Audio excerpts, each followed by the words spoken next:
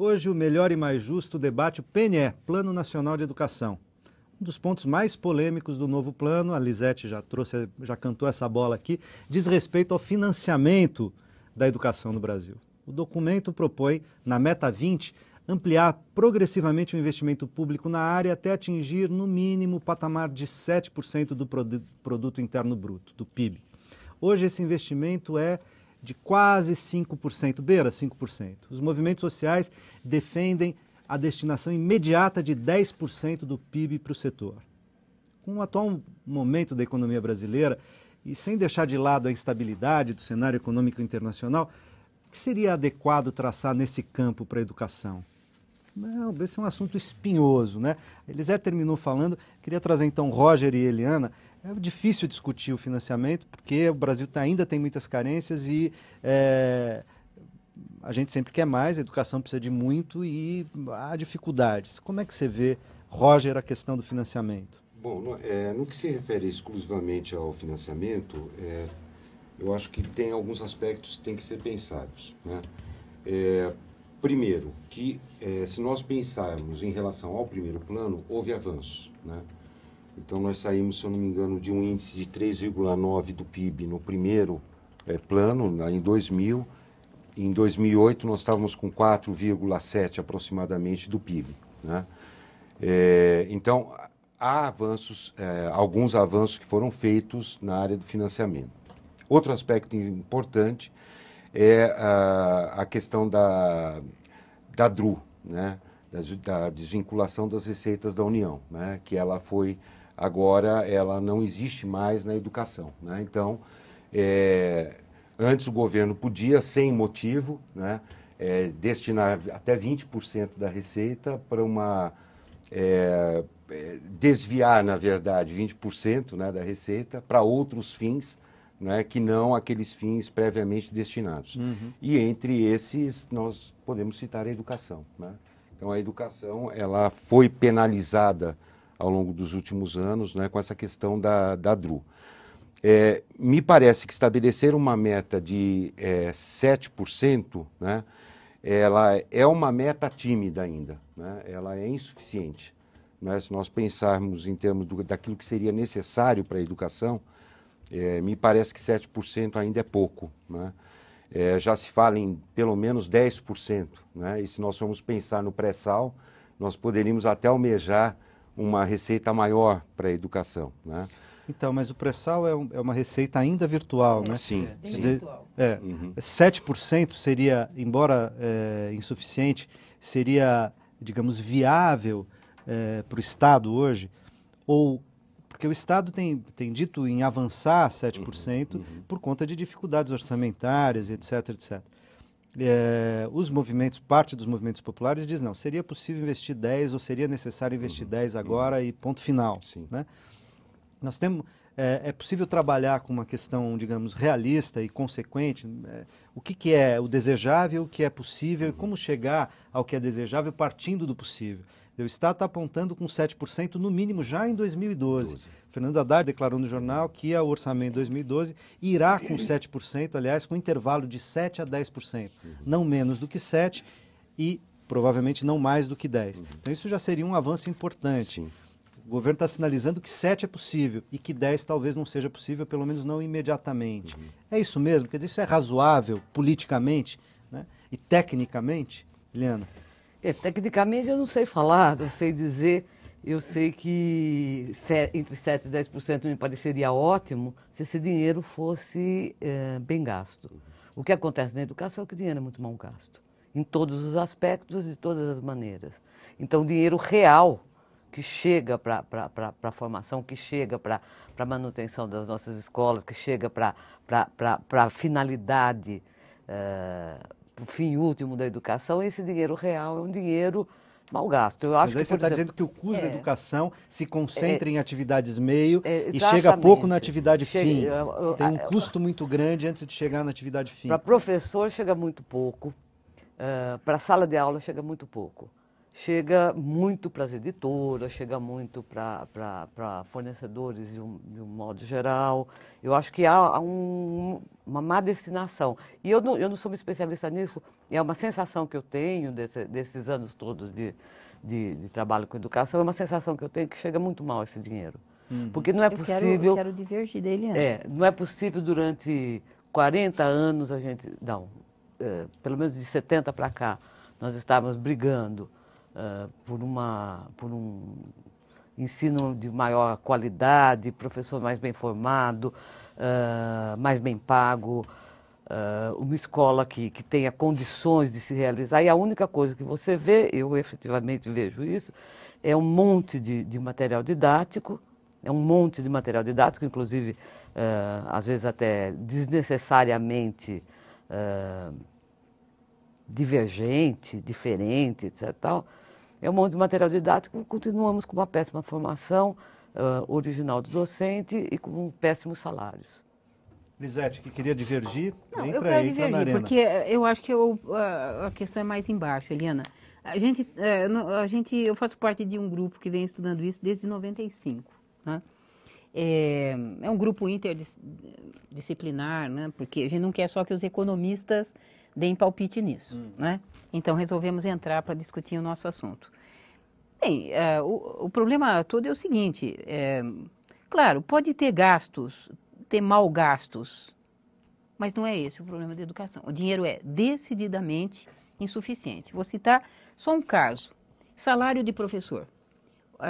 Nós temos uma situação no Brasil que nós precisamos enfrentar, se é que a gente vai discutir que realmente nós estamos a fim de oferecer um ensino de qualidade. Como é que nós vamos motivar a juventude para ser professor? Tá certo? Os nossos estudos mostram com muita tranquilidade, professor hoje no Brasil, de ponta a ponta, ganha metade, no mínimo, ganha metade do que ele ganharia com a mesma formação em qualquer outra profissão que ele exercer. Bom, nós vamos mexer nisso ou não?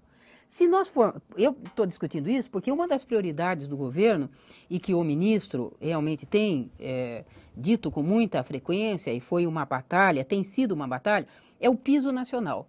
Que o piso nacional, ele é baixíssimo, já começa aí, é um pisinho, né? 1187. Isso. Tem salário de 800. Não, tem salário de tudo, e tem também o não salário. Porque tem ser esse piso, isso. não é, não, né? Eu estou dizendo. Ruim, agora, um estado, como o estado de São Paulo, tá certo? O que se paga para um professor é ridículo. E não dá para São Paulo alegar, não dá, tá certo? Que realmente São Paulo não tenha dinheiro para pagar 5 vezes mais do que isso, né? E não paga. Então, esta é uma discussão que nós temos que fazer. Nós estamos a fim de disputar que efetivamente esta seja uma profissão que vale a pena. Eu comecei há muitos anos. Eu comecei, na verdade, eu acho que na época que ser professora era ser uma espécie de sacerdotisa. Bom, eu sou obrigada a admitir, eu ganhava mais como sacerdotisa do que quando eu virei profissional da educação. Então, esse impasse nós vamos ter que enfrentar. E aí, só para cumprir o piso, e imaginando que um piso quer dizer, acima de tudo, uma combinação piso e jornada de trabalho, não tem jeito. O professor tem que ganhar para ler e corrigir trabalho de aluno. Não é só ali porque eu dei aula. Eu tenho que me preparar para dar boa aula. Estudar, né? Preciso comprar livro. Preciso comprar livro, preciso ter tempo para ler. E depois tenho que fazer uma coisa em toda a educação básica, como nós temos que fazer no ensino superior. Tenho que ler o trabalho dos alunos. Tenho que não pode ser resumido nos ridículos questionários que hoje o aluno faz. Como eu tenho 800 alunos, se eu for para um professor de história em São Paulo, que eu tenho 2 aulinhas, eu vou dar um questionário para ele assinalar, porque eu tenho 800 questionários a cada 15 dias. Claro, e de certo? múltipla escolha, Isso. porque eu já gabarito a resposta. E as perguntas, em geral, são ridículas, porque está sendo encaminhado até para um processo de apostilamento. Né? O professor de sociologia tem 24 salas. Isso. 20 ou 24 salas. Não dá sequer para ele saber o nome de 10 alunos em cada sala. Ninguém. Mas 2 aulas em cada sala, então, né? Então, essa divergência, eu não sei, eu falei que eu não sei se o 7 a 10% é suficiente ou insuficiente, porque eu não sei efetivamente calcular. O que eu acho é que o que nós temos um investimento razoável em educação, é muito mal gasto. A atividade, a sala de aula é uma, assim, bem assim, é um nada. É um nada com computador, Mas, Eliana, isso, Material o didático. gasto com material não tá aí. didático. A gente tem que lembrar o seguinte, E sem professor. 70% dos mais de 5 mil municípios, né, nós temos 5.555 municípios no país, em cerca de 73%, para ser precisa, usando o IBGE como referência, são municípios pobres e muito pobres. Então, efetivamente, se não houver um compartilhamento, não é? Portanto, uma cooperação entre as esferas públicas, e no caso o governo federal é realmente o ente público mais rico, você não vai conseguir que realmente o município mais pobre pague um salário minimamente decente para os seus professores. Você vai historicamente manter as diferenças. Então, quando a gente está pensando que realmente, e por isso que nós estamos envolvidos num movimento nacional pelos 10% para a educação, é o seguinte, não dá, nós já cansamos dos empresários virem e falar, olha, precisamos dar uma educação de qualidade, o Brasil está avançando, etc., no seu desenvolvimento, na sua política disso e daquilo, e efetivamente você não investir em educação. Sem dinheiro não tem melhoria de qualidade. Posso fazer eu queria aproveitar, eu acho que tanto a Eliana como a Lisete tocaram em alguns pontos que eu acho que são centrais nessa discussão, né? Primeiro, a Eliana traz essa preocupação que é de todos nós, quer dizer, olha, o que importa é a ponta, o que importa é o que está acontecendo lá no interior da escola, né? Quer dizer, essa é a ponta do sistema onde se materializa a educação, onde se materializa o sistema, onde se materializa o financiamento, onde se materializa tudo, né? A gente precisa tomar muito cuidado com relação ao seguinte, nós não devemos monopolizar a discussão do financiamento, e eu tenho certeza que ninguém está fazendo isso aqui, não estou falando que estamos fazendo isso aqui, exclusivamente na questão do piso salarial. Por quê? Porque senão depois, ao se atingir o piso, ou se pagar um salário maior do que o piso, vai se dizer que o professor é o único responsável por não se atingir a qualidade na educação, porque agora ele ganha o quanto ele merece, mas não se atinge o que deveria se atingir. Então a culpa é do professor. Mas ele não ganha o que ele merece. Não, ele não ganha, mas eu estou falando, se isso acontecer, só isso, isoladamente, isso não resolve o problema da educação. A Lisete trouxe elementos que eu acho que são fundamentais para a gente pensar. Um deles, que me parece que é muito importante, não é o único também, mas é muito importante, é a questão da formação docente. Qual é a realidade hoje que nós temos no Brasil? Nós temos escolas públicas oferecendo os cursos de pedagogia, as licenciaturas, com 3, 4, 5 alunos em cada turma, né? E nós temos as escolas privadas oferecendo ensino noturno para a grande massa de trabalhadores que acaba migrando para os cursos de licenciatura. E mesmo assim nós temos uma redução significativa na procura dos cursos de licenciatura, né? Então, mas era disso que a Lisete, era sim, isso que ela falava. Isso, quer dizer, exatamente a profissão de professor não é atraente, não efetivamente. Uhum. E uma das razões é a questão do salário. Eu queria botar uma pimenta nessa história, porque acho, claro, essa é uma variável fundamental, o salário. Como o Roger disse, não é a única. Mas eu me pergunto, como educador de nível superior que sou, mas eu me pergunto muitas vezes por que o debate sobre a questão da carreira do professor é um debate sobre a criação de uma carreira de Estado. Eu queria fazer uma ponderação. Nós estamos discutindo a questão do salário, eu acho que ela tem uma vertente que é um pouco isso. Eu até não acho que nós temos 5 ou 6, mas nós vamos ter como formandos. A desistência, ela é gradativa, né? Você pega na área de física, química, biologia, matemática, você vai tendo uma desistência. E hoje nós já temos na área também de filosofia e ciências sociais, não é? Tá certo? História, geografia, etc. Nós ainda temos bastante, mas isto é evidente, né? E é muito interessante que, às vezes a gente chama outros países, vamos ver experiências, tal.